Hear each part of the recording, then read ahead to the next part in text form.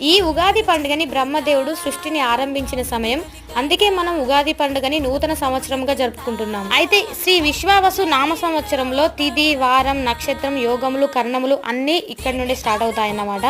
ఉగాది పచ్చడి రోజు ముఖ్యంగా చేసే వంటకం ఉగాది పచ్చడి. ఈ పచ్చడి జీవితంలో జరిగే అన్ని అనుభవాలకు ప్రతీక. ముందు రాబోయే 6 ఋతువులను తట్టుకొని గట్టిగా ఉండడానికి ఉప్పు, కారం, చేదు, వగరు, తీపి ఈ షడ్రుచులను కలిపి చేస్తారు ఈ పచ్చడిని. ఈ ఉగాది పచ్చడిలో షడ్రుచులు అంటే ఏంటో తెలుసా మీకు? ఈ ఉగాది పచ్చడిలోని బెల్లం ఆనందానికి, సంతోషానికి, ఉప్పు లైఫ్ లో ఉత్సాహంగా ఉండడానికి, వేప పువ్వు చేదు జ్ఞాపకాలు బాధ కలిగించేవన్నమాట. చింతపండు మనం నేర్పుగా వ్యవహరించడానికి, అలాగే పచ్చి మామిడి కొత్త సవాళ్లను ఎదుర్కోవడానికి, ధైర్యంగా ఉండడానికి, కారం సహనం కోల్పోయేటట్టు చేసే పరిస్థితులు. ఈ ఉగాది పచ్చడిని నూతన సంవత్సరం రోజు కొత్త కుండను తీసుకొచ్చి దానికి కంకణం కట్టి చేస్తాము. ఆ తర్వాత దేవుడికి సమర్పించిన తర్వాత ఇంట్లో వాళ్ళందరము తీసుకుంటాం. ఇంతకీ మా ఉగాది పచ్చడి ఎలా ఉందో టేస్ట్ చేసి చెప్పండి.